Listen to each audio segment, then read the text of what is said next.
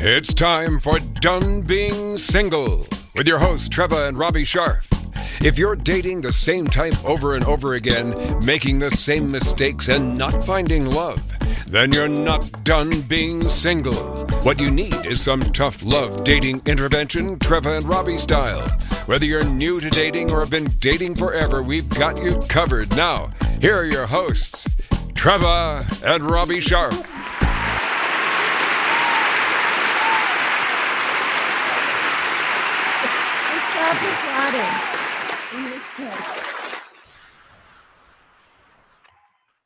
Welcome. Welcome to the kids show. Oh God! This show, today's show, is about kids, which is really funny because we don't have any kids, but we love them. No, we don't. Yes, we do. I hate kids. You say that all the time, and you don't mean it. I do mean it. No, you don't. Sing the song, kids. Kids. Da, da, da, da, da, da, da, da, da. Kids. What's the matter with kids today? All right. Yes, we just saw Bye Bye Birdie a couple days ago, and that was wonderful. But it does bring to mind how much I don't like kids. No, he doesn't. He doesn't mean that. I mean he's just being funny. No, I really mean it. I'm not. It's only because we have some neighbors that with loud kids. All right. But what's really, what? I tolerate them. I'm good. No, I know you are, because you love and adore them, and your nieces and your nephews. I love them, and mine. Yes, and cousins. Absolutely, right? Love them all. Right. Do you ever wonder what you'd be like as a parent? Yes, I know I'd be great. I'd be everything I'm not as a uncle. Yes. You'd be a great parent. I would be. You'd be a great dad. Thank you. And I'd be a great mom. Yes, you would. Yeah. So luckily we'll never know.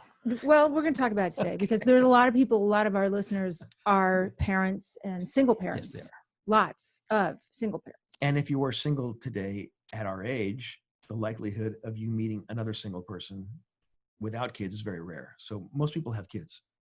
Yeah. And God knows I dated enough of them. Kids or parents? Single parents, okay. Nuts. I know. Didn't you? Oh, no, you haven't. No, I didn't date a lot. I did. I dated a couple of mothers. So did I. Mother effers. that too, but yeah. No, a few mothers. Okay. Mm-hmm. Okay. So you get yes. You get the drill. You get enough of it. You saw it, you watched. It's not easy. It's not easy. Plus you had parents and it's a hard thing. Yeah, rewarding. It didn't register in that regard, but I do realize that dating somebody with a kid, you're protective of your child. You don't want to introduce somebody new to them too quickly because you yourself know that these things sometimes don't pan out. They mostly don't pan out.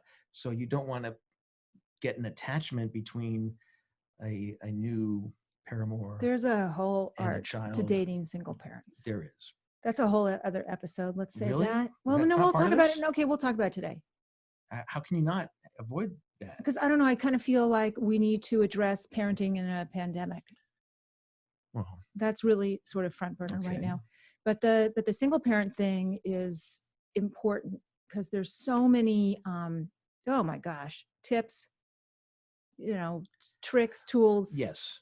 And secrets, strategies, and you need to be on either side of it. Lots of stuff to know. Not easy to be a parent today. Correct? No, it's not. Not easy to be a parent, period. But today, in a pandemic, I'm really curious to talk to our guest today, who's an expert in parenting. And let's bring her on as soon as possible because we have nothing more to say about parenting because we don't know shit. It's true. But I can imagine how hard it is to be a parent right now during a pandemic. First of all, I just can't. It has to be so hard to be a parent in the age of social media. It's not like when you and I were kids and we just got on our bikes and bye mom, see ya. They don't do that these days. There's so much, and God, I understand, there's so much worry and weirdness and lots more traffic. You have to be much more protective right. of what's going on, how they get to school, pick them up.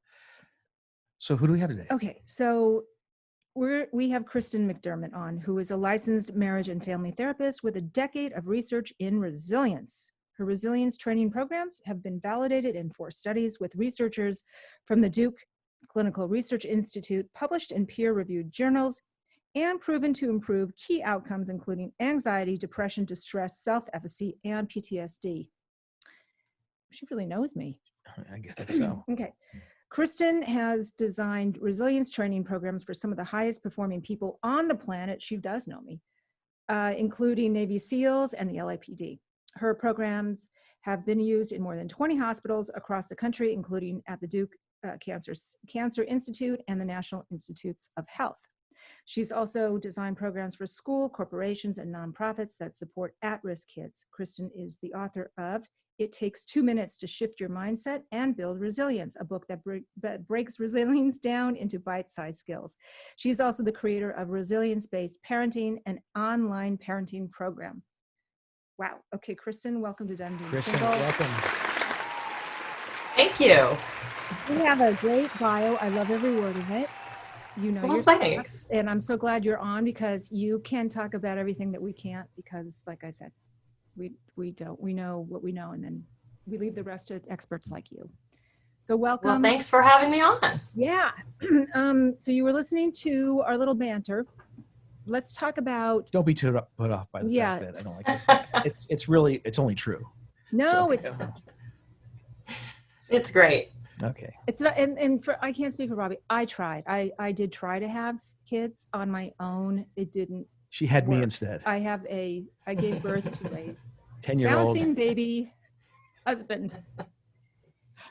Anyway, so let's talk about let's talk first about resentment, because I know when in the forms that you had filled out before the show, our little sort of get to know you, you talk a lot about resentment, which I find fascinating, because kids do resent their parents. And let's start with that, and then we'll kind of drill down into some more pandemic related stuff. Well, actually, it's interesting that you want to focus on pandemic, because I feel like the pandemic is just exacerbating that resentment that's going on with just people, being on top of each other, not having enough space, not getting to do the normal things that they do to, take care of themselves and relieve anxiety and those kind of things. So it's really a great actual, pairing of things. But the resentment, when I was thinking of it for the show, it's just that I hear a lot of times in my practice just this thing that parents want to be able to connect better with their kids, and they just don't quite understand what they're doing that generates this resentment. And so part of what we do with resilience-based parenting is help people address that specific thing. And I guess one of the biggest ways that we do that is by helping parents have conversations. Like we kind of think that conversations are the backbone of every relationship, and this extrapolates to not just parenting, parent-child relationships, but every relationship. You can measure how good the relationship is by how good the conversations feel. So like parenting, for example, a lot of times it's very one-sided. One person has the power. It's very agenda-driven. I mean, it needs to be, because parents know a lot. They need their kids to get that wisdom, but it really helps if there can be also balancing out those one-sided kind of controlling agenda-driven conversations, more information gathering conversations. And again, like that extrapolates to any relationship, right? You want it to feel like it's not always just giving information. It's extracting information and finding out, like, what do your kids, what do you need? So what we try to do is break it down into these little small conversations that parents can just pepper throughout their interactions with their kids, not like one big sitting down and having a talk. So we send in our programs just little conversation starters. So, in the pandemic, there are a million things. Like, what's one thing we could do in this household that would make you feel like you are having a better time? What's one need that if we could help you get it met, it would help all of us in this household? Simple things like that. But again, it's just like inviting your child to get to share and be real with what's going on. I mean, I know I just said a million things trying to connect all those. So I'm following you, and I want to follow up with another question about resentment. Mm-hmm. Okay, so we don't have kids, but we have friends who have kids. Yeah. And I have noticed with some of my friends' kids that there is a lot of resentment, and these are teenagers, Mm-hmm. and or maybe even late teens or even early 20s. I feel bad because my friends as parents did everything they could for their kids, and I Mm-hmm. mean everything. In fact, I don't know, one could say that today's parents do too much for their Mm-hmm. kids. Again, I got to be really careful with my words here, because I can't tell you how many times people have said to me, well, do you have kids? No, I don't. Well, then shut up. Then you Yeah. have no position talking. I'm just saying observation. Mm-hmm. These parents do so much for their kids, and I mean everything. And then the kids end up resenting them and being mean to them and talking back to them. And I don't is it me? Do you kind of see that too a little bit? Yeah, I think that's an interesting point that you bring up about like when parents do too much. So like one of the key tenets of resilience is self-efficacy, which is a belief that you can have positive impact in your own life, right? Like you can take actions to get what you desire for yourself. And so we prevent our kids from developing that skill when we do too much for them. And that is this sort of cultural thing that happens. I think parents with good intentions, but feel like they need to go and smooth the way for their kids instead of allowing their kids to, experience a consequence, maybe fail, have something difficult happen, but then survive that and realize like, oh, I can course correct, I can manage that. And so, I mean, you hit on a really great point, which is when we do too much, we actually do generate resentment because our kids can feel that and they also want to be able to do it. I mean, you're talking about teenagers. It's developmentally appropriate to be starting to have more freedom and have more responsibility making decisions. And so it's our job to give our kids the opportunities to try to do that. And it's hard, but the only way they're ever going to build the skill of being able to trust themselves to make decisions is to get to try. Do you think that resentment that kids feel towards their parents is could be derived from single parents wanting to please themselves sometimes ahead of pleasing their kids, and the kids recognize that, so they feel maybe deprioritized at times? Or guilt ridden? Could that be some of the reason why? Yeah, I mean, so the thing is like, of course, like that makes total sense. And it's individual. I mean, that's why we are always trying to start conversations, because there's no blanket answer for everyone. But you can learn a lot from just asking a child or, a teenager or whatever, like, hey, what's going on? What do you need? And so it's easy for me as a therapist, because that's why they're in my office. And they're so happy for some adult to actually care and listen. Not that their parents don't care, but there's so much going on in a day and there's so much at stake for parents. Like we need our kids to be safe. We want our kids to make good grades so they can have better opportunities and have better careers. All those things are important. But sometimes in that shuffle, we forget to just ask kids what they think, like what their vision is. So I think you're totally right about, if a kid's feeling deprioritized, yeah, I mean, that'll build resentment, but there are a million other things too that will build resentment that can be not relationship ruiners, but they need to come out. If they get heard, then they have a chance to be mitigated. I'm curious about parents that make their kids their best friends. Yeah, that's really interesting, because like it's sort of like the opposite of being too controlling, which is kind of where I started, like those parents, like those agenda-driven controlling kind of things. The opposite of that is like not having enough boundaries. And it actually feels really bad to kids on a subconscious level. They don't really know it, but it feels bad not to have enough boundaries. And that's one of them. Like that just being friends when it's not really appropriate, because kids don't know enough to make all of those decisions or be privy to all of those kind of more adultish conversations. And there just are times as an adult that you have to have a strong boundary about something that's going to make your kid mad. And so it's like, it's one of those things that kids won't articulate, but it is true that they need to feel safe and secure by really clear boundaries. These are the roles, these are the expectations.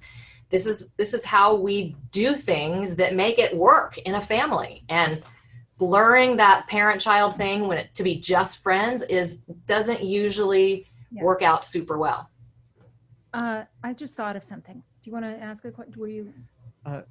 No, okay. Okay. I have a question. It just occurred to me that maybe the resentment comes from parents who gave their kids everything, or did everything for them, gave them lots of room or leeway, or I don't know, but they don't. They're they hover. They're like helicopters. Yeah. And then in addition to making them their best friends or being friends with their kids, and then when it's time to parent, when it's time to discipline, that's when the kids rebel, and that's where they become resentful. Could that be it? It's almost like by the time a parent learns to assert themselves as a parent or set boundaries, it's too late. I mean, a lot of times it's different parents, right? So it's like one parent really won't be a boundary setter, but another one will. It's not usually the same person who has like not set boundaries and then suddenly does, unless like they're having some outside person tell them, like a therapist or something, or another person they're in relationship, like you got to have some boundaries here. Mm-hmm. But you're right. Like anytime someone's going to come in and just out of the blue establish a boundary when it's feeling like there's no cohesive reasoning for things, and the kid didn't get any say in like the thought process about what that is. I mean, I find it fascinating, but if you ask kids, if they're just in resistance mode, right? Because they're just used to just being sort of told, but if you ask them, okay, so help me understand your vision. So how this should work. Should you just be allowed to just roam free, like all over Los Angeles, do whatever you want, no curfew, no whatever? Like, explain to me then how your life is going to be. Like, what's your vision for the future? When they have to actually put some thought in, even like younger kids, when you say like, okay, so what do you think you should eat then? If you're going to resist me trying to get you to eat healthy food, if you actually have a conversation where you're treating them respectfully, help me understand what you think a proper nutritional thing is.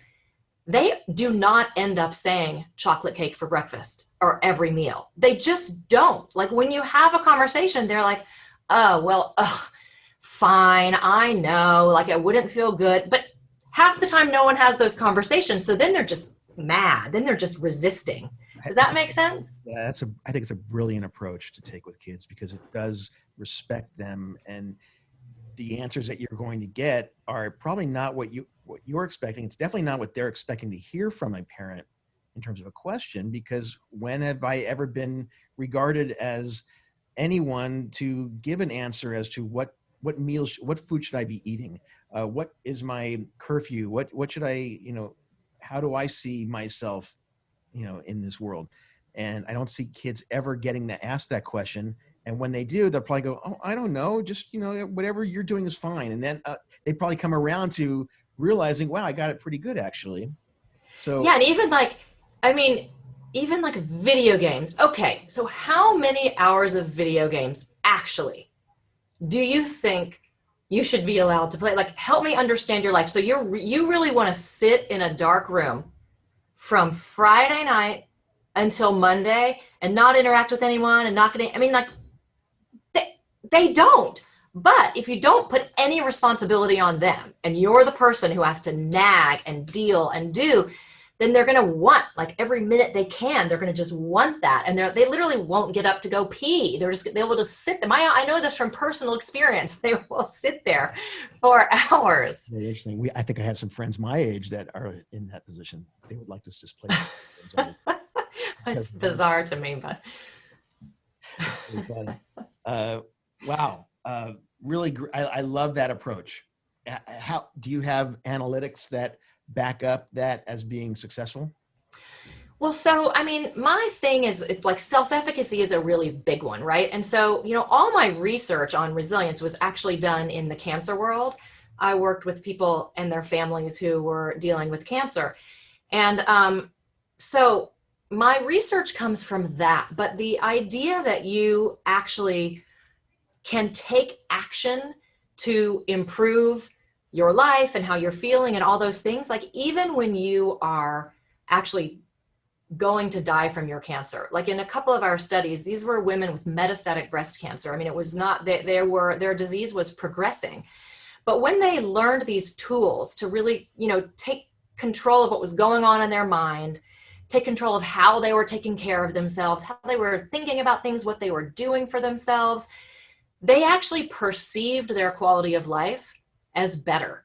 And so even though they were still dying, and so the idea that, self-efficacy and self-esteem is another big part of resilience, is going to improve your life. Yeah, there's a lot of data around that. And that's really what we're trying to do with kids, is just build a level of self-awareness about what your strengths and resources are, and like how the way you are thinking about things matters, how it impacts how you feel about yourself, how it impacts how you behave and think about your future. And so it does matter. And so not just my research, but other people's research on those things like strengths, self-efficacy, self-esteem, it really does make for, feeling better and better quality of life. Especially now. Especially now when you think of how much is out of your control. I mean, we live life and a lot of it feels out of our control anyway, but in a pandemic, so much is out of your control. And like, you can't even visualize a future, which is really anxiety producing for people. So then it always comes back to, well, what is in your control? It's what's in your control is there's always something you can do in your control, but there's a lot about how you're thinking about things that is in your control. So do all the rules apply, or do they fly out the window with a pandemic, parenting rules? Do they become? That's actually an interesting question. That's an interesting question, because I would say my first response was going to be that they become more relevant because there's just more emotion happening.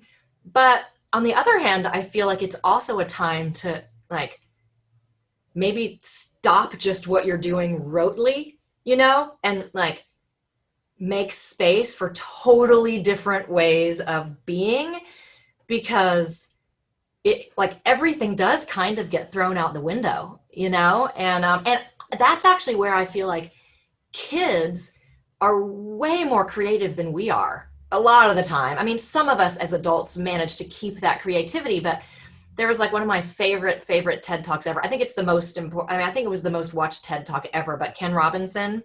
But he does one where he talks about this research where they showed different ages of people a paperclip. And so the like pre-kindergartners versus the elementary school, 7th grade, all the way up to adults. You can imagine that what you could do with a paperclip, by the time you got up here, it was a paperclip. But by the time you got down here, there were like 40,000 things you could do with a paperclip. And it's just such a fascinating example of how we I think we educate the creativity out of ourselves if we're not careful. And so the pandemic is a great time to like tap into that creativity that your kids have, especially as an adult when you're just overwhelmed and stressed. And it's hard to think well when you're a single mom having to, do the school with your kid and do however you're doing like the shopping and there's just a million things and work. And it's just overwhelming. So how do you do it? How do you be a single parent in a pandemic? I think you've got to, a big part of resilience is mobilizing whatever support you do have, not being afraid to actually reach out and ask for help and accept help, which is a lot of us aren't okay with. That's a hard thing to admit that we might need help, support, whatever that is. I think like getting clear about like trying to take control of your calendar. I mean, now we're 7 or 8 months in. I don't even know how many months in, speaking of calendars, but I know in the beginning, people, were not getting dressed and they weren't like their day was just kind of whatever it was. And so people lost structure, and humans, we need structure. We need routine. We need to be able to kind of set our expectations, especially with kids. Mhm. So, finding a way to create that structure. I mean, now kids are in school. It's horrible school a lot of the times with the way it's happening online, but at least there's a little structure happening. But I think that's important, to try to structure. I mean, I was raised by a single mom, and I had tons of freedom. I was a latchkey child. I could come and go. I was free range, baby. And I'll tell you what, I wanted mentoring. I wanted structure. I wanted discipline. No, you didn't. Yes, I did. No, you did. Yes, I did. You might have No, craved no, it, but I wanted but it. you didn't like the discipline you got. There was no discipline. Oh, really? I really, Daddy gave you some nah, discipline no. when mom complained about you. Okay, so if I was out maybe too late, but come on, who doesn't do that when you're a teenager? But I know that, and even as an adult, I love being coached. I love my husband. I love him for that reason. He helps me, coaches me, shows me things, teaches me. I love it. I think kids need it. I think everybody needs it still. I'm learning. You hit on that's actually a really key resilience point, is the ability to take feedback, like being coached like that.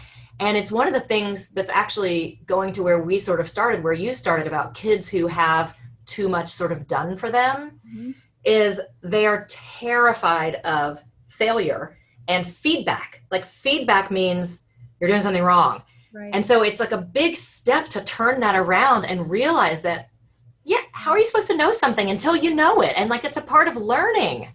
You crying? No. Oh, I thought you were crying. He's very emotional. Sorry, No. you're talking about this. Well, last night, I don't know if you know this, you probably don't. I lost my parents in the last. Oh no, I did not know that. And occasionally, I'm still kind of grieving. Well, I am. But it sneaks up on you, grief, Just when you think you're past it or past the worst. Man, it just all of a sudden, boom, you're just hit with it. And we were watching a show on Netflix last night that takes place in Scotland, and everybody has a Scottish accent, as did my mom.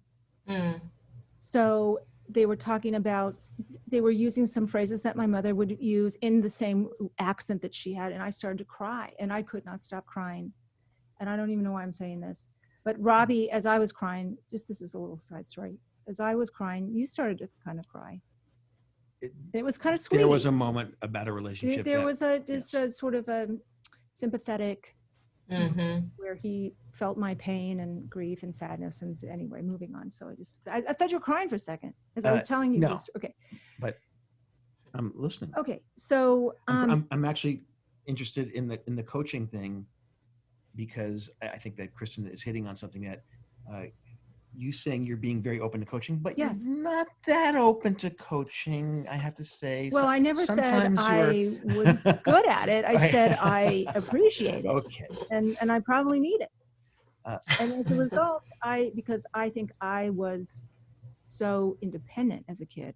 I had the survival skills so nailed down when I was a kid that it served me really well in adulthood. And I am a very sort of educated and coached person. And as a result, I believe that those skills come in handy in my role as a life coach and fitness trainer. But anyway, but I wanted to make a point about spoiling kids or coddling or overprotecting them to the point where you're right, they don't like to fail and they can't fail, and failure is not an option, and feedback is really frightening and scary. Yeah, and I mean, it's one of those things that doesn't really take a lot for people to get over. Like if more people just had this conversation, because you can find so many examples in the world of people you admire who learned to take feedback, or who only are where they are, like sports figures or whatever, because of coaching and that kind of a thing. And every single successful person in the world has had giant failures. But if you don't have that reframe, just a lot of kids are feeling like they're just not supposed to. They're supposed to know. They're supposed to already do it right. They're supposed to already be perfect, the best, competitive, right? Correct. Yes, yes, yes. I see a lot of that. Mm-hmm. That kind of breaks my heart a little bit, because growth is failing. I mean, I think it's soul crushing, actually, the way we live, how competitive we are in this society, and in terms of the way we educate our kids. And I do not have an alternative, and my kids have to do it too. But I mean, I do think it's really hard. And for some kids, it's too hard, it's just too much to have to compete this way. But there are plenty of people who, figure it out and don't have that killer mindset, but it helps to have a way to talk about that. So how would you advise parents right now during a pandemic to keep their kids motivated, enthusiastic, interested, curious, independent, the things that you teach your kids, those skills, but you're home, you're confined. How do you do it? I mean, I would definitely start with asking them first. Like, I always think that I'm always amazed by what happens when I ask them, like, what's the one thing we could do in this household to have this culture that we're all stuck in every day feel better to you? And, there's another conversation that we were talking about the other day, which is about how, like, within a household, there's often someone who feels left out of one of sort of the family values. Like maybe the family likes to watch sports, but there's someone who doesn't care, or the family likes to talk about politics, but there's someone who doesn't like that. And so just having those conversations where you can sort of identify that not only what you need, but that, like, oh, everyone has something going on where they're feeling like, it could be better for me if it was a little quieter, like in the morning, or if there was a little downtime, or if the family took a walk. Like, what if we all took a walk together? But I definitely think that, the onus is not only on the parent to figure that out. Like, kids have really great ideas about that, about what they need and what they want. And I mean, you're not always willing to do them, but it can't hurt to ask. Agree. Again, you're respecting your kids. You're giving them the ability to tell you how they would like to see this unfold. And think about that in future relationships, right? Like, if you raise someone who expects their partner to read their mind, well, which happens a lot, that doesn't, right? Oh. I can't tell you how many times I've said, I'm not a mind reader. That usually happens on the tennis court during doubles. How do you expect me to know what you're thinking? Just say it. Right. No problem talking everywhere else. Just come on, say it. Well, after 7 years, we want to expect. Still, well. So my question here is, when is the proper time to introduce someone you're dating to your kids? And there's different ages, whether they're young, let's say under 10 years old is a certain age group.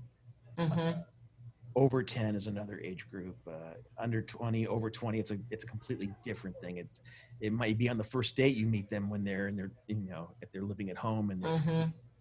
So, but I can understand parents wanting to be protective of their kids and not introduce them to somebody they're dating early on. There's no really right or wrong answer there, is there? I mean, the answer is annoying, right? Because it really is based on every kid, or every child is different, because you always, like, whenever you're thinking of kids, you want to follow their lead. So some kids really want to know, like, some kids are really curious about, like, what's going on, like what was going on in the divorce. Now that doesn't mean you're going to share stuff that's not age appropriate, but some kids like really do want to process it. Some kids just really pull away, right? Some kids are really like, you can, if you talk to them, you'll know that they are not ready for you to be even thinking about dating. And so you got to like meet your kid where they are. And you don't, again, you don't have to be a mind reader, but like the more little conversations you have and the more that you get to feel like you have a pretty good read on your kid, and your kid is confident, like telling you what they think, like even if it's yucky, you know. And like that thing in divorce is hard for people to navigate because like a lot of times there are these unspoken rules, like, you know, you don't want to say anything bad about the other person, but your kid can sense that you're pissed. So that's not building your kid's inner wisdom. I call it inner wisdom, like that gut feeling. Like you don't want to confuse your kid. You want them to be able to trust their gut, which means you got to come clean about your emotions, even if you're not coming clean about the fact that your whatever person had an affair, whatever that is. So I always feel like try to be congruent, like try to be real with your kid without giving too much information.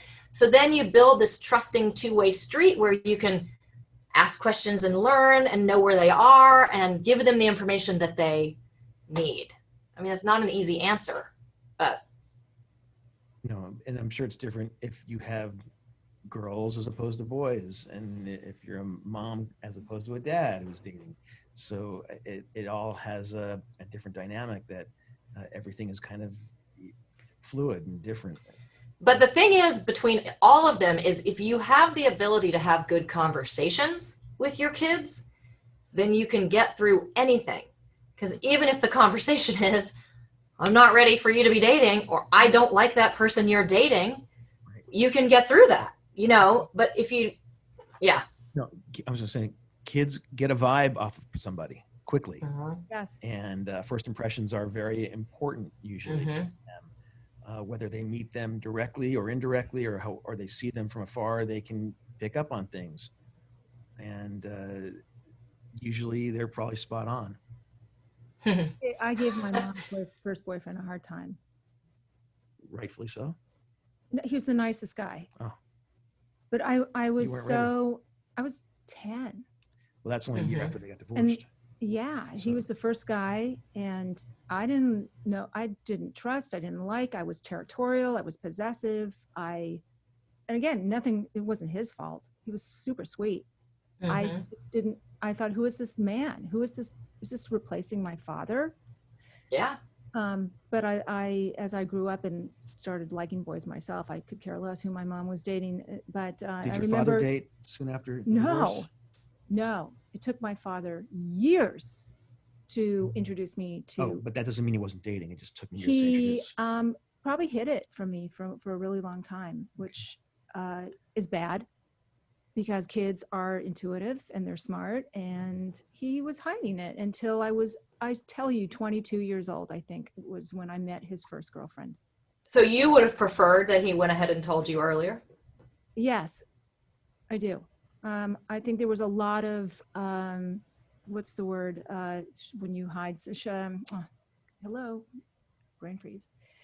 There's a word when you hide, you shroud, there's another, but it's not shrouding. What is that? Subterfuge. Thank you. Mm-hmm. What do I get? Ding, ding, ding, ding. Okay. For some reason, I was thinking charcuterie. Why am I thinking That's charcuterie? not it. Must be hungry.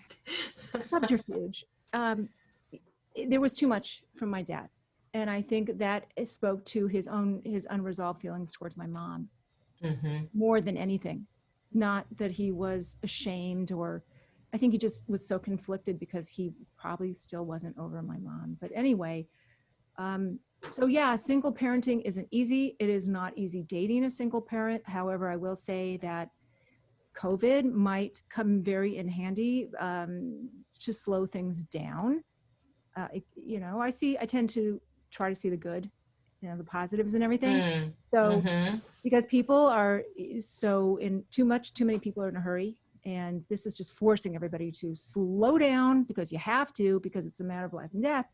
So, right? yes, I was going to turn it around a little bit. And what advice, Kristen, do you have for parents of dating age kids during this pandemic?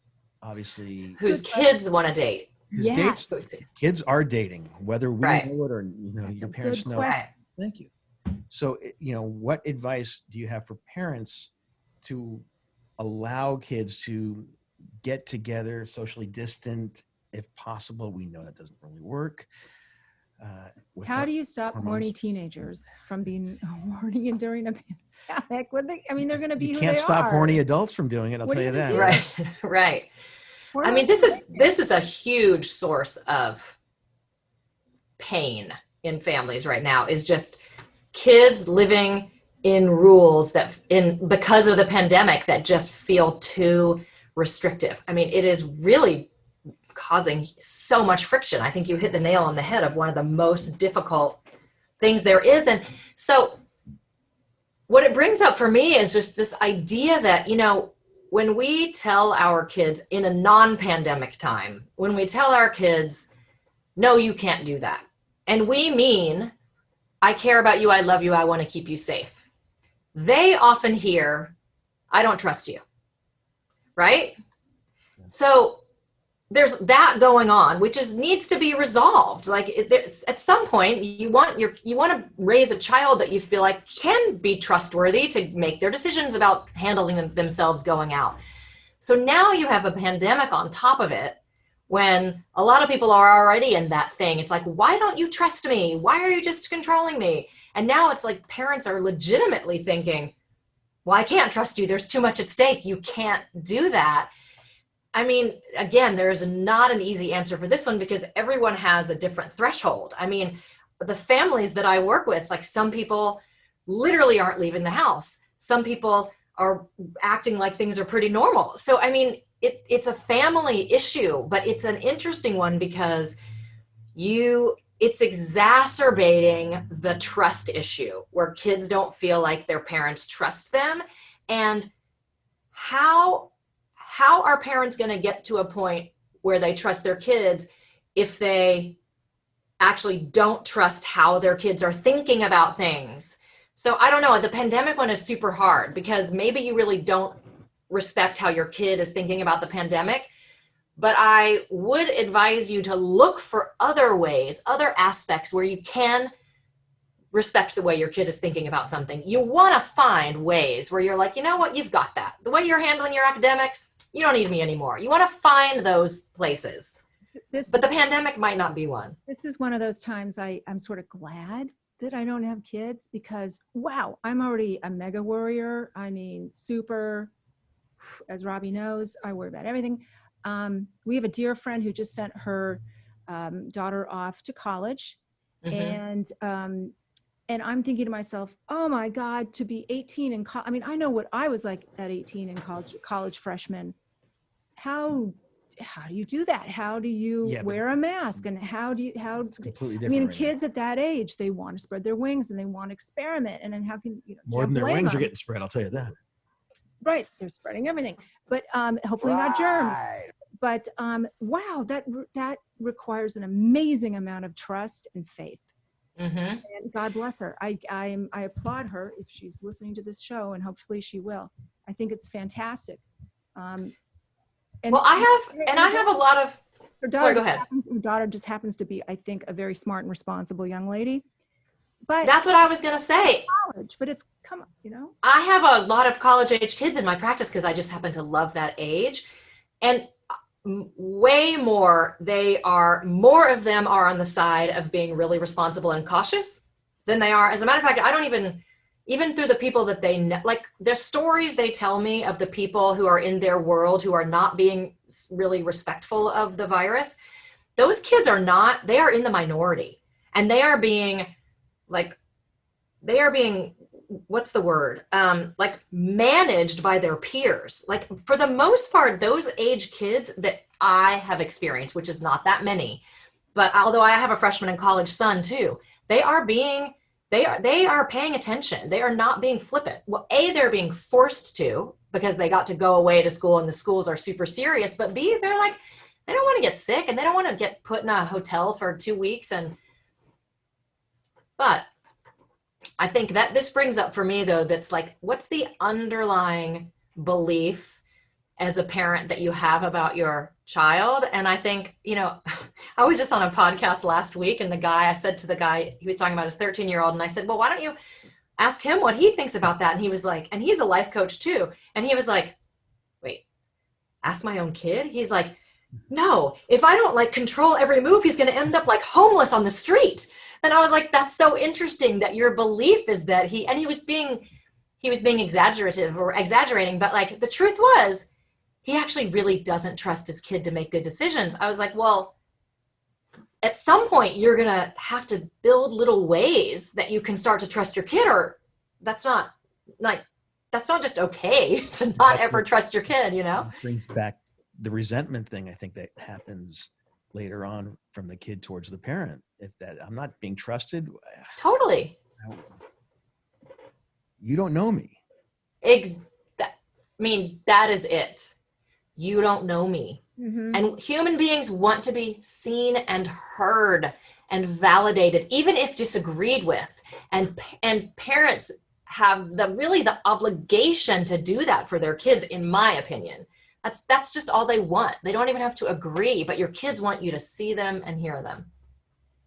Don't we all, though? As adults. Exactly. I mean, really? Exactly. Right? I know. And by the way, Yeah. I'm worried when every time Robby goes out of the store, I kind of cross my fingers, and it's a tense time. It's a very tense time. We're all living in fear, and it does, you do really, wow, do you see what comes out of people, what they're all about, the best and the worst? This is such an interesting to be a human being. Can I clarify something that I said earlier? Yes. It's not that I don't like kids or I hate kids. I don't like bad parenting of good kids. And it's bad parenting that has caused, who are good kids to go bad and to revolt and to yell and scream, and the parents do let them get away with that. And yes, because no there's discipline. So this is. Oh my God! Unfortunately, I understand. Okay. No, but I understand. But you can't blame the kids. You can't blame. You can't blame the parents. It's easier to blame the kids. No, but you have to. It's the parents who discipline. The kids are kids. Yes. Kids will be kids. They don't know at 6, 7, 8, 9. I mean, they don't know to use, No, they don't. Indoor voices when they're, or outdoor voices when they're, or not, no voices. voices. When they use their indoor voice. Kristen, we're going to wrap up the show. So let us know how people can find you. Oh, so if they go to www.mcdermottmethod.com, and McDermott Method is MAC. And we have done an actual / done being single. If any of your listeners actually want, there are a couple of free things there. And we're actually, we have this resilience-based parenting course that we open quarterly. It's just, you get these little short 10-minute audios in your inbox. But so we're gonna give a discount for your listeners and actually open it up special just for a few days. Very nice. Very nice and very necessary. You are a wonderful resource, and we would love to. Thank you. You're also a really great guest. Wonderful guest. And you're super Thank you pretty. so much. I really appreciate Super it. pretty. Oh, thank you. Thank you. Right? We love guests like you. You have a great room rating of 10 over 10. You are the package, Yes. girl. All right. Are you Wow. I've been married for 28 years. Okay. So you are How single. crazy is that? No, I'm kidding. Okay, so you're not done being married. Done being married. That's the next Okay. episode. Right. Thank you so much. Thank This has you. been so great. Really excellent. And we hope lots of our listeners that are single parents get a lot out of it. I know they will. Great. Thank you. Thank you. You're a great co-host. And, Thank you. and As you are. You. you really are. I got to give you some props. Well, thank you. That's it for us. We are done with We're this done being episode of single. Done Being Single. Yes. You can find us, follow us. Oh, she Jesus never Christ. gets this You can right. find us 3 years in and she's still at Done. can't. I know. At Done Being. Well, you know what? I've been in menopause since the day we started this show. So How long is that crutch going to last? Years. Okay. I can always You are use it milking as an that excuse. as if it's. Well, it's true. right. Anyway, look, I forgot what I was going to say. Thanks. You can find us at donebeingsingle.com. Turn that off. Wicked Witch of the West. I said I was menopausal. I'm not a witch. No, I didn't.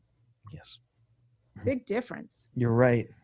That was for your mother-in-law. I was channeling something else. Okay, shut up. You can find us at donebeingsingle.com, and you can follow us, and please do, at donebeingsingle everywhere, Twitter, Instagram, Yes. Facebook. And, contact us if you have questions, problems, issues, dilemmas, great stories. We want to hear you. We do. And you're sitting around doing nothing, so you have no excuse. That's true too. So contact us. Everybody have a great week. Thank you. Stay safe. We'll be back again next week with another show. All right. Bye. I'm Shadow Stevens with my friends Treva and Robby. See you next week on Done Being Single.